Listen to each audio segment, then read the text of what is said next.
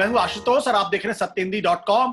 सत्यहिंदी.com के खास कार्यक्रम आशुतोष की बात में आपका स्वागत है। बातचीत शुरू करने के पहले एक छोटी सी अपील। सत्यहिंदी.com एक कोशिश है पत्रकारिता को नए सिरे से स्थापित करने के लिए। इसके लिए हमें आपके सहयोग की जरूरत है। सत्यहिंदी.com ने सदस्यता अभियान शुरू किया है और इस अभियान के तहत आप इस वीडियो के डिस्क्रिप्शन में जाएं और वहां पर आप हमारे इस अभियान से जुड़े, हमें आर्थिक मदद करें, हमें आर्थिक भुगतान करें। तो न केवल ये सत्य हिंदी को लेकर बड़ी मदद होगी बल्कि पत्रकारिता के लिए भी एक बड़ी मदद होगी। और अब आज के विषय पे बातचीत करते हैं। हाथरस का मामला हर आदमी को मालूम है। इसको लेकर इस वक्त उत्तर प्रदेश के अंदर और देश के कई हिस्सों में भारी उबाल है। सवाल कई तरीके के हैं। सवाल यह है कि क्या इस बच्ची के साथ जो हादसा हुआ, क्या इसलिए हादसा हुआ क्योंकि वो दलित थी या फिर वो महिला थी? और क्यों ऐसा हो रहा है कि उत्तर प्रदेश के अंदर पूरा प्रशासन इस पूरे मसले को दबाने की कोशिश में लगा हुआ है? यह भी बताने की कोशिश कर रहा है कि दरअसल किसी तरीके का कोई बलात्कार हुआ ही नहीं। वहां पर जो अपर कास्ट के लोग हैं उनकी सभाएं करने दी जा रही हैं, उनके लिए किसी तरीके के 144 नहीं है और एक पूरा तबका लगा हुआ है जो इस पूरे मसले को दबाना चाहता है। लेकिन हकीकत क्या है? इसके अलावा दलित कॉन्शियसनेस यानी दलित चेतना किस मकाम पर है और क्या यह दलित चेतना आज उस स्थिति में पहुंच गई है कि समाज के बहुत बड़े तबके को अब तकलीफ देने लगी है? इन तमाम मसलों बातचीत करेंगे। इस वक्त हमारे साथ बात करने के लिए मौजूद हैं मशहूर दलित चिंतक चंद्रभान जी, जो हमारे मित्र भी हैं। जवाहरलाल नेहरू विश्वविद्यालय में लंबे समय तक पढ़ाई की। इस वक्त वो खुद अपनी मैगजीन निकालते हैं और दलित एंटरप्रेन्योर पे बहुत बड़ा काम उन्होंने किया है। चंद्रभान जी, बहुत बहुत शुक्रिया आपका, बहुत बहुत शुक्रिया इस बातचीत के में शामिल होने के लिए। मेरा आपसे पहला सवाल यह है कि जो उस लड़की के साथ जो हादसा हुआ वो सिर्फ इसलिए हुआ क्योंकि वो दलित थी या महिला थी? वो दलित भी थी और महिला भी थी। जी,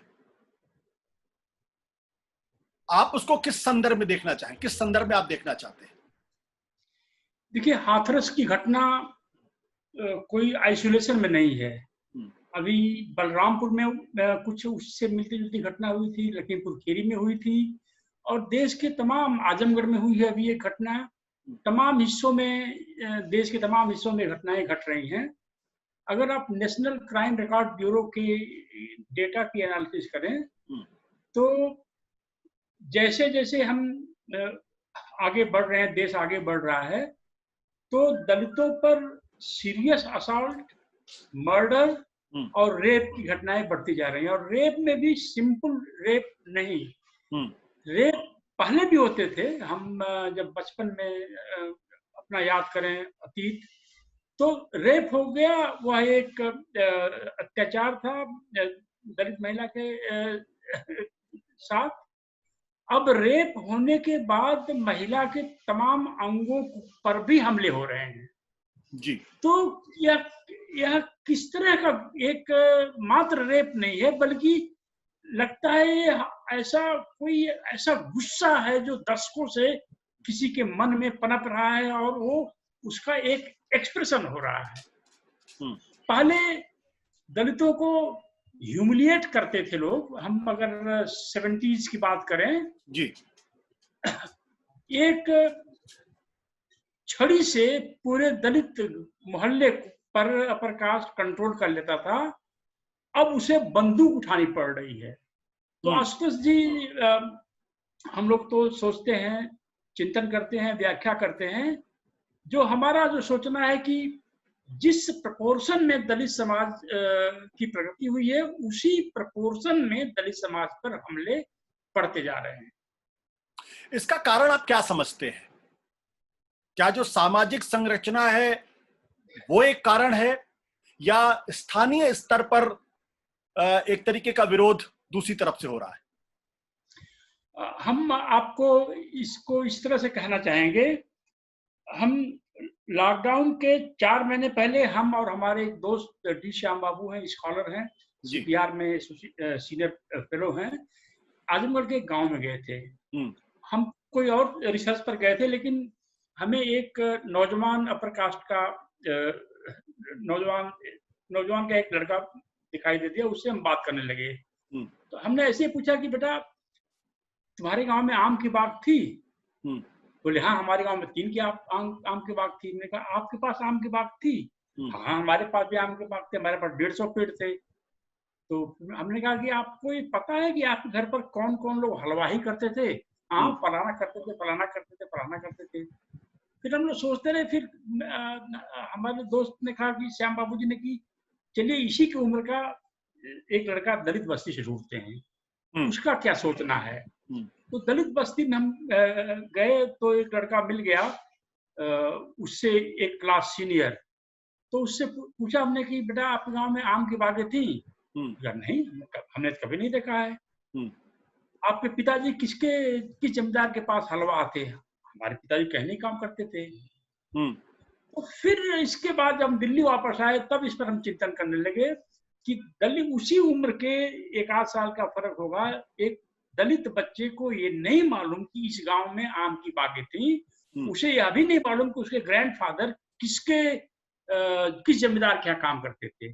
पर जमींदार के बच्चे को ये मालूम है कि इसकी आम की बाग यहाँ पर थी, यहाँ पर इतने पेड़ थे इनके पास कटहल के पेड़ थे, इनके पास अमरूद के पेड़ थे, जामुन के पेड़ थे, और फला का बाबा जो है ग्रैंडफादर हमारे यहाँ मजदूरी करता था। तो कहीं ऐसा तो नहीं है कि सवर्ण समाज के लोग अपने बच्चों को अपने अतीत के बारे में बताते हैं, और दलित समाज के लोग अपने बच्चों को पीछे की बात भूल जाने की करते हैं। तो इधर पिछले 70 सालों में आप भी उत्तर भारत से आते हैं, मैं भी उत्तर भारत से आता हूँ, अपर कास्ट के बीच से एक अंडर क्लास पैदा हुआ है, जिसका ख्याल किसी पॉलिटिकल सिस्टम ने, किसी पॉलिटिकल पार्टी ने नहीं किया। वो अपने को एबंडन फील कर रहा था। तो 2014 में जब बीजेपी का शासन आता है तो हमें लगता है कहीं न कहीं इनको किसी न किसी ने प्रॉमिस किया कि हम पुराना जमाना वापस लाएंगे। अदरवाइज आप जितनी घटनाओं को मैंने रिसर्च किया है जो दलितों पर अत्याचार हुए हैं, उसमें अत्याचारी का एक पैटर्न है, वो सवर्ण समाज के लोग हैं, ओबीसी समाज के लोग खूब ठीक से करते हैं अत्याचार, वो अलग बात है। अभी अपर कास्ट के लोग हैं अत्याचारी, दलित हैं इसके विक्टिम, और इनमें कोई हिस्टोरिकल झगड़ा नहीं है। इसमें अच्छा। कोई लैंड के बारे में झगड़ा नहीं है, कोई मुकदमा नहीं है, कोई कुछ इस तरह का राइवलरी नहीं है, कोई बिजनेस राइवलरी नहीं है। बस एक मन किया तो 4 लोग मिलकर के एक दलित को जो है पीट दिए। आजमगढ़ में एक घटना हुई थी 10 साल पहले, एक नौजवान था बॉम्बे से कमा के आया, एक बुलेट बाइक खरीदा और अपने दोस्तों को बिठा के 3 लोगों को बाजार गया, लोगों को चाय पानी पिला रहा है। कुछ जो है अपर कास्ट के नौजवान आए, उसके बुलेट के पहिए से हवा निकाल दिए। तो ये जो एक समाज में जो एक अपर कास्ट के समाज में जो एक कुंठा पैदा हुई है कि हम तो देखिए कभी राज करते थे इनके ऊपर, हाँ, इनकी माँ हमारे घर से, आप मेरे साथ चलिए, हम श्याम बाबू के साथ ईस्टर्न उत्तर प्रदेश में, कि आप सवर्ण समाज से पूछिए आपका क्या क्या लॉस हुआ है, क्या क्या खोया आपने। हमारे घर दलित आते नहीं, अब हमारी बारात में वो प्रजा के रूप में जाते थे, अब आते नहीं वो। उनकी महिलाएं हमारे घर बचा हुआ खाना रात को जो ले जाती थी शादियों में, वो अब हमारे यहाँ आते नहीं, हमारे तरफ देखते नहीं। उनका लड़का मूछ बढ़ा के घूमता है, हाँ, उनका लड़का जो है हीरो बाइक लिए है। देखिए हमारी दलित बस्ती में 40 बाइक हैं। तो अब सवाल यह है कि जो इस तरह की ब्रुटैलिटी हो रही है दलित समाज के ऊपर, और सवर्ण समाज के लोग उसमें ज्यादातर वही इन्वॉल्व हैं, तो यह एक कोई बड़ी सोशल साइकोलॉजिकल जो एक उथल पुथल देश में चल रहा है कि हमारे हाथ से ये लोग निकल गए, और बीजेपी ने वादा किया था कि हम आपको पुराना अतीत कुछ न कुछ हद तक वापस लाएंगे, वो वापस नहीं हो रहा है। तो ये गुस्सा फूट रहा है दलितों पर। चंद्रपाल जी, आपने बहुत बड़ी बात कही है। इसको आप क्या बोलते हैं, काउंटर रिवोल्यूशन बोलेंगे, प्रतिक्रांति बोलेंगे अपर कास्ट की तरफ से, या ये कहा जाए कि चूंकि समाज का दलित तबका ऊपर आ रहा है, कम से कम संविधान के स्तर पर उसको समता का अधिकार मिल गया है, ये बात अपर कास्ट को पच नहीं रही है। देखिए, हम 2014 का इलेक्शन हो रहा था तो हम दिल्ली से कुछ लोग गए थे, तो हमने कहा कि चलो अपर कास्ट के गांव में चलते हैं। एक सीतापुर में एक ठाकुर बाहुल्य गांव है, वहां गए हम और उनके घर देखे, उनकी दीवारें देखी, इतनी मोटी मोटी दीवारें, कभी किसी के पास हाथी हुआ करती थी।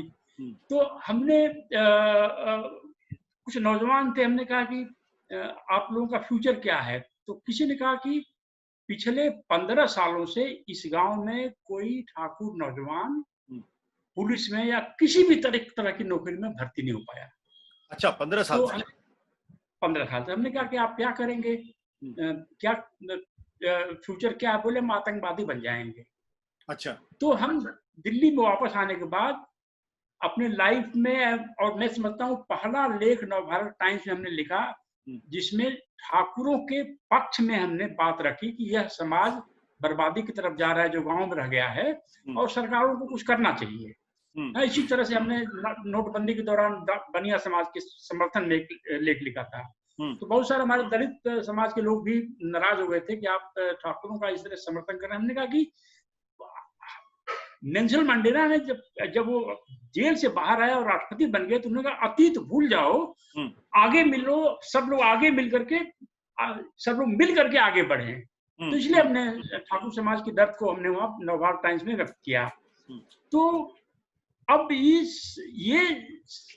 ठाकुर समाज में एक समाज सुधार आंदोलन हो, या उनके जो नेता हैं अतीत की याद दिलाते रहे। 70 साल में जो भी कुछ हुआ है उसको उलट देने का एक इस तरह का एक ड्रीम है। संस्थाएं जो चेंज होती हैं वापस नहीं आती हैं, लेकिन गरीबी आ सकती है, लेकिन कहीं न कहीं मन में किसी ने स्वप्न दिया है। और आप स्कॉलर है, जर्नलिस्ट के अलावा आप स्कॉलर है, किताब लिखते हैं।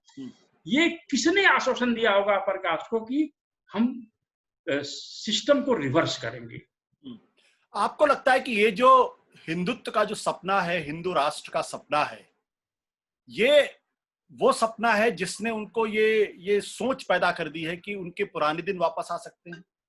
ये उनकी मेमोरी को रिवाइव करती है? हाँ, हमें तो देखिए आजादी के बाद जो हम इंटरव्यू कर रहे हैं 80 साल से ऊपर के दलितों का, और अतीत के बारे में पूछ रहे हैं, क्या खाना खाते थे, घर में कैश होता था कि नहीं था, कॉइन्स कितना मुश्किल से मिलते थे, बकरी होती थी घर में कि नहीं, दूध किसका पीते थे, वगैरह वगैरह, कितने बजे सुबह उठ जाते थे, अपने जमींदारों के घर कितना घंटे आप बिताते थे, आदि आदि उनसे पूछ रहे हैं। तो उनका ये कहना है कि आज भी जो है उनके बुजुर्ग से मुलाकात होती है तो बोलते हैं तुम्हारा तो राज आ गया, हम लोगों का सब कुछ चला गया। तो मन में कहीं न कहीं, अदरवाइज रेप कर दिया, रेप पोस्ट सेक्सुअल प्लेजर है आपका, हो गया, फिर उसकी बॉडी पर हमले क्यों कर रहे हैं? और एक नहीं, बलरामपुर में हुआ ऐसा, लखीमपुर खीरी में हुआ ऐसा, आजमगढ़ में ऐसा हुआ, अन्य जगह ऐसा हो रहा है। तो ये कहीं न कहीं की एक क्रांति हो गई है, अब हमें एक प्रतिक्रांति करना है। चंद्रभान जी, ये भी तो कहा जा सकता है कि दरअसल बलात्कार को लेके जो एक नई चेतना इस देश के अंदर जागृत हुई है कि, और एक डिमांड उठी है कि बलात्कारियों को फांसी की सजा दी जाए, तो ये भी तो हो सकता है कि बच्चों को या जो लड़के हैं जो बलात्कारी हैं उनके मन में ये हो, बलात्कार करने के बाद अगर हम पकड़े गए तो हमारी फांसी हो जाएगी, तो इसलिए भी वो महिलाओं के ऊपर इस हद तक अत्याचार करते हैं और ये इंश्योर करने की कोशिश करते हैं कि उसकी मृत्यु हो जाए ताकि वो ना पकड़ में आए। ये एक दूसरा तर्क भी हो सकता है। बिल्कुल, ये तर्क अवश्य हो सकता है, लेकिन रेप कर दिया अगर मात्र यही डर है तो उसको गोली मार दो, आजकल 500 रुपए में कट्टे मिलते हैं। उसकी शरीर को छत बिछत करना, यह मारने से अलग की बात है। बट ये जो बात है, ये तो जो दिल्ली में लड़की के साथ जो हुआ था निर्भया के साथ, वो तो दलित नहीं थी, ब्रुटैलिटी तो उसके साथ भी खूब हुई थी। हाँ, तो हमने कहा ना, वो महिला दलित भी थी, महिला भी थी। हाँ। और दलित भी थी और महिला भी थी, और किसी भी जाति की महिला हो, समाज उसको हमेशा अपने नीचे, हाँ, पर अधिकार समझता है। और शायद दुनिया भर में, दुनिया के बाहर भी काफी हद तक ऐसा है, लेकिन इस तरह की ब्रुटैलिटी देखने को अभी आपसे हम ये भी कहना चाहेंगे आशुतोष जी, वायलेंस अब एक फैशन बनता जा रहा है। अच्छा। 2014 के बाद खास तौर से देखिए मैं पॉलिटिकल कमेंट नहीं करता हूँ। 2014 के बाद से समाज में वायलेंस एक फैशन बनता जा रहा है। और उसका जस्टिफिकेशन भी हो रहा, उसको जस्टिफाई भी किया जा रहा। जी हाँ, जी हाँ, जी पहले हाँ। पहले मुझे याद पड़ता है कि पहले अगर किसी व्यक्ति के बारे में कहा जाता वो कम्युनल है या हिंदुत्ववादी है तो अपने को छुपाने की कोशिश करता था। आज अगर आप कहें तो ऐसा नहीं है, बल्कि उसको लेकर एक दूसरे तरीके का चेतना भाव दिखाई पड़ता है। और उल्टे ये हो गया कि जो सेकुलर है वो अपने को छुपाने की कोशिश करते हैं, और वो शायद जो है इसको उस तरीके से नहीं अपने आप प्रकट करते हैं जैसा वो पहले करते थे। मैं गलत तो नहीं कह रहा? नहीं, आप बिल्कुल सही कर रहे हैं। आप की जो आपका ऑब्जर्वेशन बिल्कुल सही है। और इस समय आप भी इंटरेक्ट करते हैं लोगों से, किसी सवर्ण समाज के व्यक्ति से बात करिए तो वह अपने को एक विक्टिम के रूप में प्रस्तुत करते हैं। आप स्कॉलर हैं, आपको मालूम होगा, आप उसी जगह से पढ़े हैं जहां से हम पढ़े हैं। पहले जो है समाज में लोग मान चुके थे कि ये आरक्षण होना जरूरी है, ये होना जरूरी है, इनके साथ अत्याचार हुआ था, कुछ इम्पैथी थी। वह इम्पैथी मंडल के बाद से कुछ टूटी, और फिर जैसे जैसे दलित, ओबीसी, माइनॉरिटी भाई भाई बहन बहन है, तो वो सवर्ण समाज से दलित समाज का बिल्कुल समझिए कि रिश्ता ही अलग हो गया है। तो जो दलित सवर्ण समाज में जो अंडर क्लास पैदा हुआ है, वह अपने को एक विक्टिम के रूप में प्रस्तुत करता है। और जैसे दलितों में पहले होता था 80s के दौर में कि दलित पुलिस कांस्टेबल, दलित आईएएस अफसर, दलित प्रोफेसर एक तरह से सोचता था, ग्रुप थिंकिंग थी। अब वह धीरे धीरे दलितों में तमाम तरह की धाराएं हैं। अभी देखा जा रहा है कि जो सवर्ण समाज में, जैसे आप लोगों ने अपने जाति के खिलाफ वो क्या नाम, बिट्रे किया अपनी जाति को, आपने किया है, रवीश ने किया है, तमाम लोग हैं, ऐसे लाखों लोग हैं जो अपनी जाति के साथ को बिट्रे कर दिया है। हाँ, अदरवाइज समाज में हम दिल्ली में रहते हैं, सवर्ण समाज से कोई सिपाही हो, कोई प्रोफेसर हो, कोई डेटा साइंटिस्ट हो, सुप्रीम कोर्ट का जज हो, डीजीपी हो, आईएएस हो, आईपीएस हो, एक ही तरह से सोच रहे हैं आज कि सवर्ण समाज में जो अंडर क्लास पैदा हुआ है, इसकी वजह दलित है, इसकी वजह आरक्षण है। चंद्रभान जी, आपसे आखिरी सवाल, मायावती जी का क्या भविष्य आप देख रहे हैं?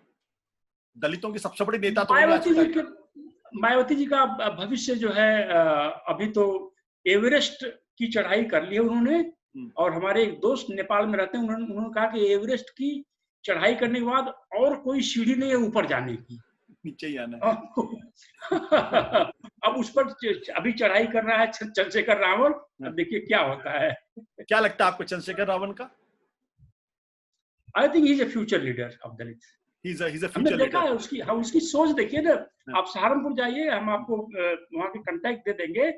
अंबेडकर भीम पाठशालाओं में वह मैथमेटिक्स पढ़ा रहे हैं, फिजिक्स पढ़ा रहे हैं, इंग्लिश पढ़ा रहे हैं। जो दलित बच्चे एमएससी कर रहे हैं वो बीएससी वालों को पढ़ा रहे हैं, जो बीएससी वाले हैं वो इंटर वाले को पढ़ा रहे हैं, इंटर वाले हाई स्कूल को पढ़ा रहे हैं। तो इस तरह का विजन, मैं तो समझता था कि सिर्फ मैं ही इस तरह का विजनरी हूँ, लेकिन मेरे मुलाकात के पहले चंद्रशेखर के पाठशालाओं में इंग्लिश, फिजिक्स, मैथमेटिक्स की पढ़ाई की जाती।